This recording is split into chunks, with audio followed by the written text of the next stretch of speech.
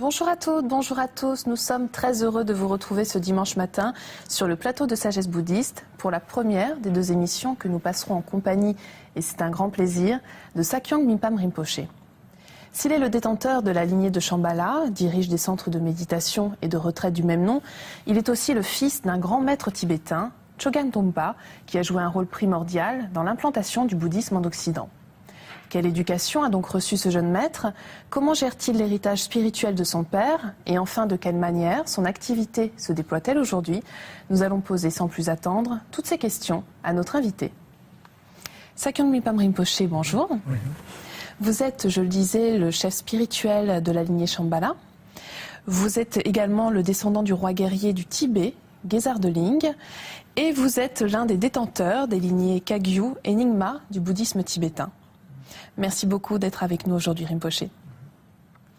Mais avant de mieux faire connaissance avec notre invité, je vous propose de revenir plus en détail sur son parcours. Le Sakyong Jamgon Mipham Rinpoché est l'un des lamas incarnés du rang le plus élevé et des plus vénérés du Tibet.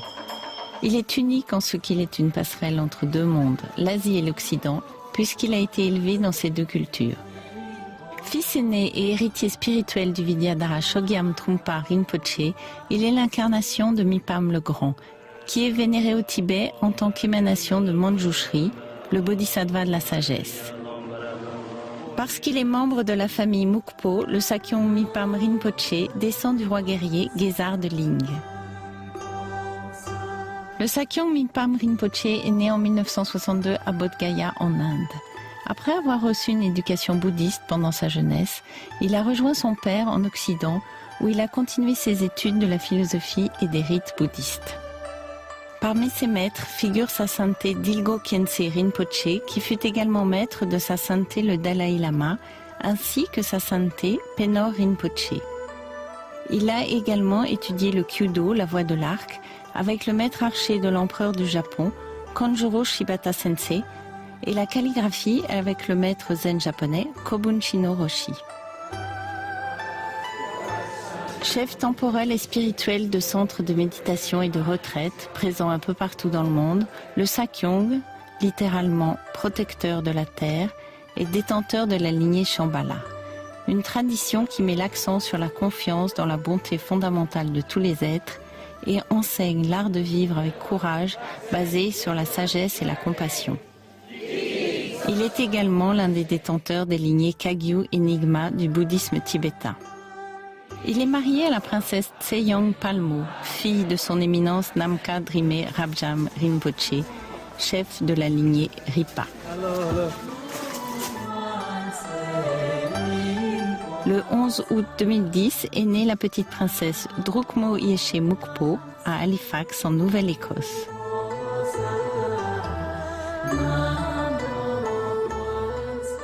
Rinpoché, on vient de le voir dans ce petit sujet. Vous avez donc reçu une éducation à la fois orientale et occidentale. Qu'est-ce que chacune de ces 2 formations vous a apporté? Merci. Je suis ravie d'être ici et je pense qu'une partie de mon éducation consistait à équilibrer l'aspect spirituel et aussi l'aspect séculier, l'aspect familial. C'est-à-dire comment est-ce qu'on peut à la fois vivre dans le monde et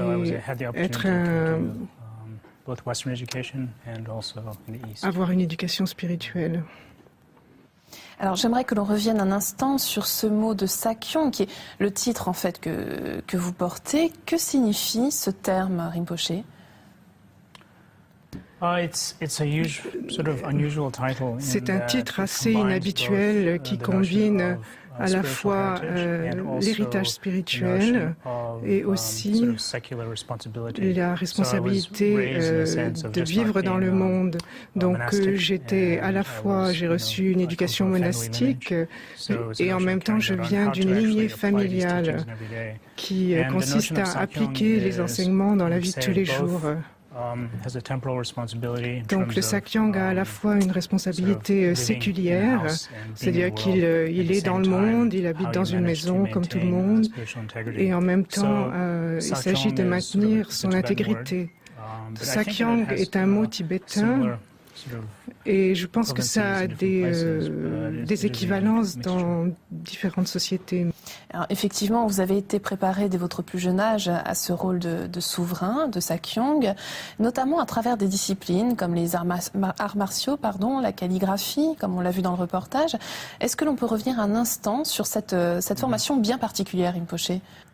Je pense une partie de mon éducation consiste à développer nos sens, à développer une appréciation, à développer le côté artistique et à développer le corps et l'esprit en harmonie, en synchronie.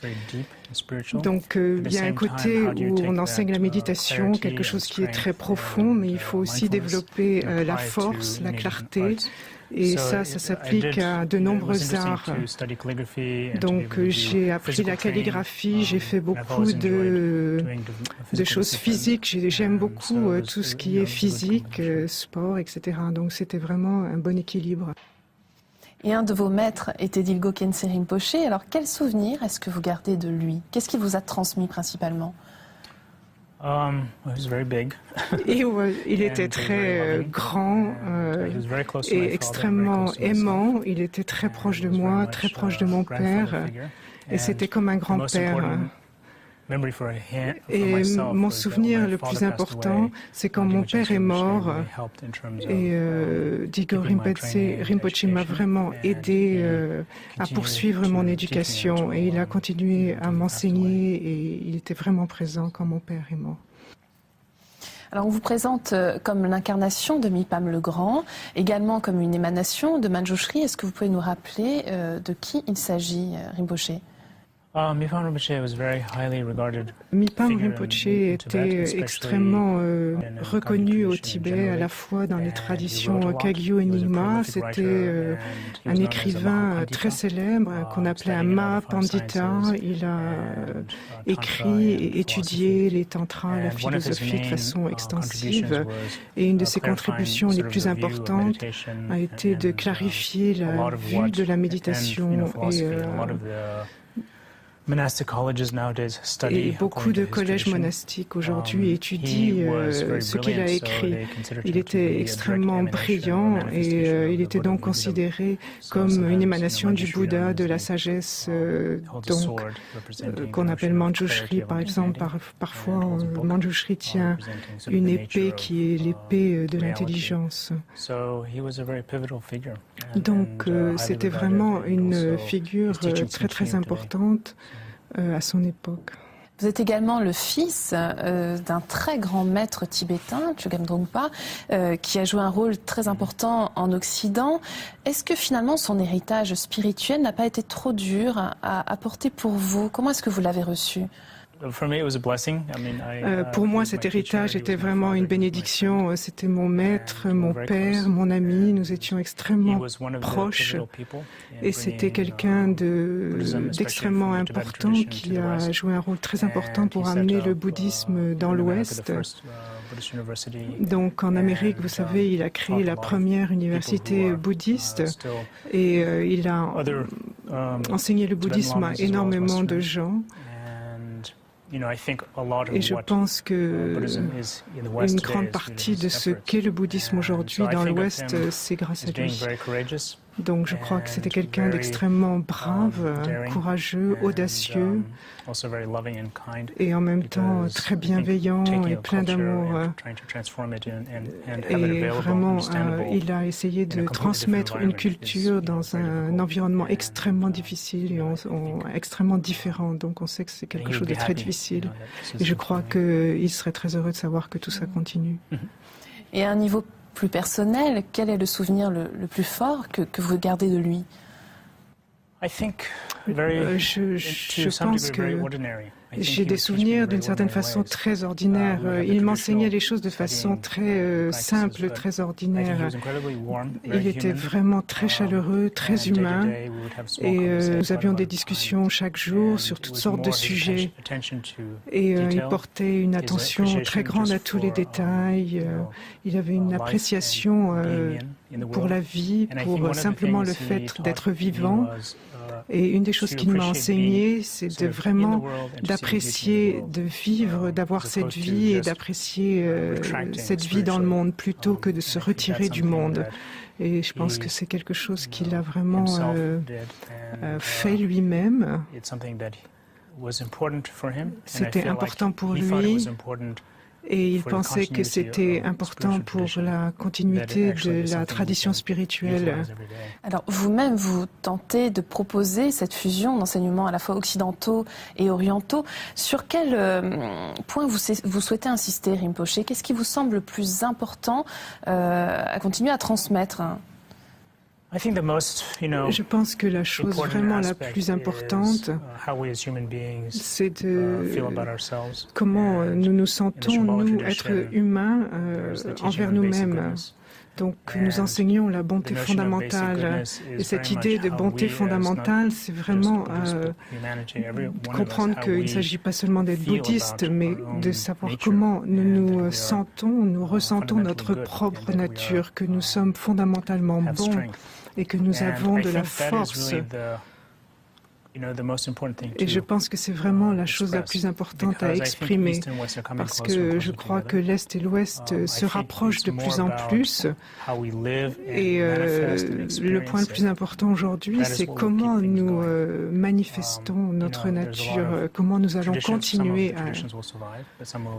Certaines traditions vont survivre, mais d'autres vont disparaître. Et donc, il s'agit maintenant de transmettre cette sagesse que mon père a apporté de la tradition du Tibet et de la transmettre dans ce monde moderne. Et qu'est-ce qui a rendu le Tibet aussi important? Qu'est-ce qui a fait qu'il a produit tant d'êtres importants? C'est parce que c'était des gens profonds et forts. Et c'est ça qu'on doit transmettre. Alors pour terminer cette émission, j'aimerais que vous me disiez un mot de vos actions caritatives, car elles sont nombreuses. Quelles sont celles qui vous tiennent le plus à cœur, Rinpoche? Mes actions caritatives ont commencé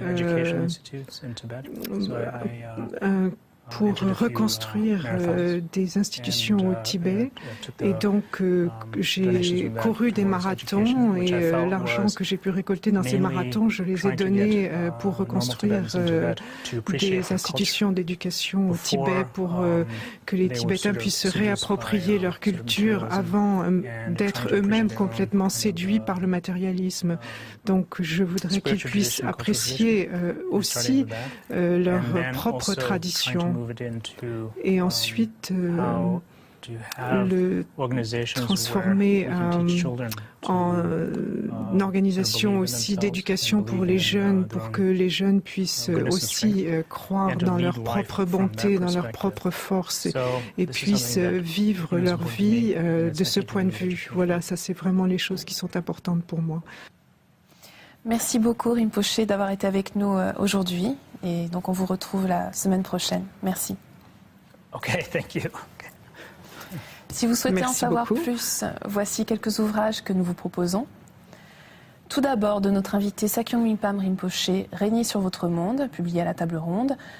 Le monde sacré de Shambhala, pratique de la voie du guerrier dans la vie quotidienne, de Jeremy Hayward, publié aux éditions du Seuil.